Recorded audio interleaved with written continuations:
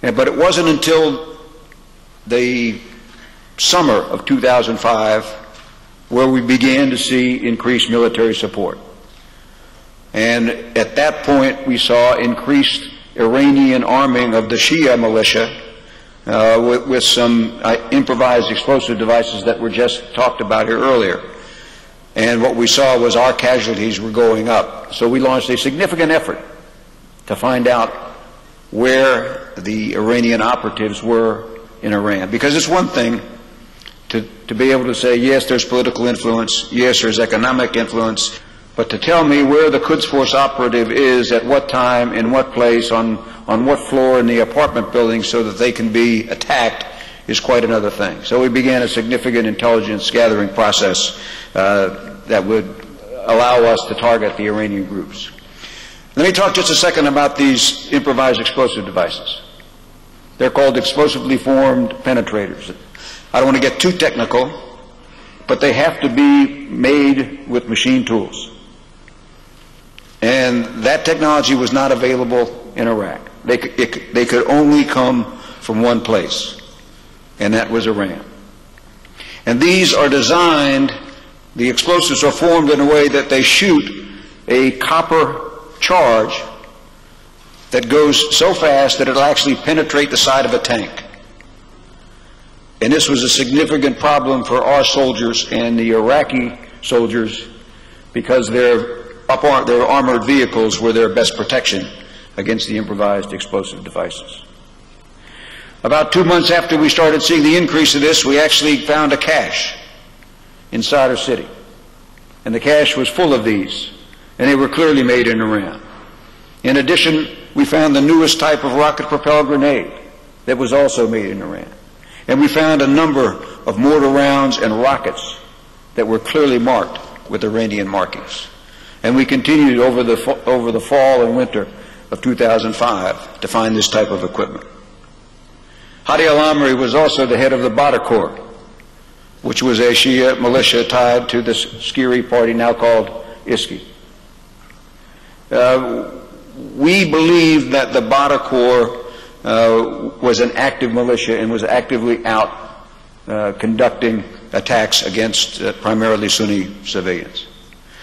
After the elections in 2005, I asked for a meeting with him because I wanted to see if there was any reason that we should try to work with the Badr Corps. And in the course of this meeting, he was sitting directly across the table from me, and I popped the question to him. I looked him right in the eye and said, Mr. Amri, are you being supported by Iran? And he stopped. He paused and he went like this. No. And that told me that he was lying, and it told me that I had nothing left to do with Hadi al-Amri. And the fact that he got into the White House is unbelievable to me. The other element in 2006 that I wanted to mention is we briefed the new incoming Prime Minister Maliki, who you've heard about today. But we showed him what was being done by the Iranians in Iraq. And when I finished the briefing, he looked at me and said, they are conducting terrorism in my country. And I said, you're right, Prime Minister, they are, and it needs to stop. We also briefed the Presidency Council and showed them the same thing, and they had a similar reaction. But the answer was there was not the political will by the Iraqis to pressure the Iranians to stop the disruption.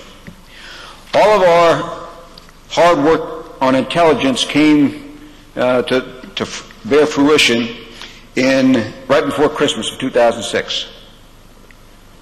And we had been tracking some operatives around Baghdad, and we caught 6 of them in what amounted to a safe house.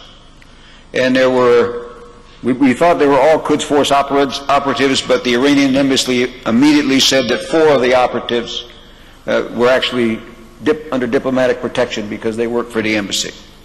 The other 2 they couldn't make that argument for, so we hung on to them. But what did we find? First, we found the location we found them was right adjacent to the Badr Corps headquarters.